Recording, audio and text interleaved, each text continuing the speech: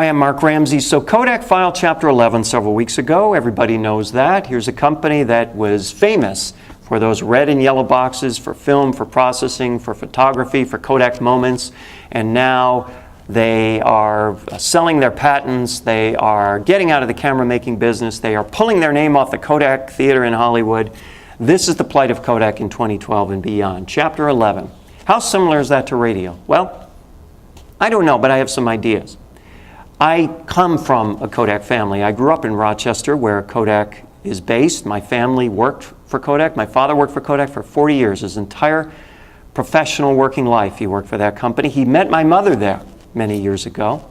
George Eastman was the founder of Kodak, and he lived in Rochester. And when my grandfather, my mother's father, was a kid, he used to run along behind old man Eastman's car because he would throw candy out the window to the kids as they ran along.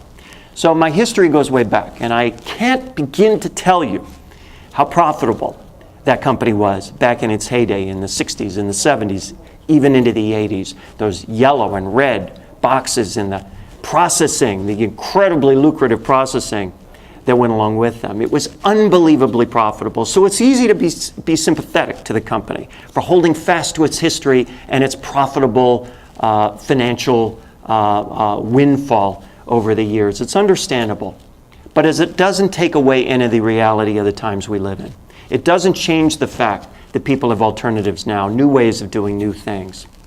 So is the radio industry analogous to Kodak? Well, I don't know if the radio industry is analogous to Kodak, but you're not. You are the radio industry in all its shapes and sizes. You can watch these trends. You can act according to these trends. You can remind people in your own communities why you matter and why they matter to you. You can remind them why it's more than a voice behind the microphone. It's more than four walls in a local community. That's just scratching the surface of what a local broadcaster is to its local community. That's up to you. That's not going away anytime soon unless we allow it to go away. You know, George Eastman committed suicide in the late 30s. And he left a note, and the note said, "My work is done. Why wait?" So, is the radio industry's work done? I don't know. But I know that your work is not done.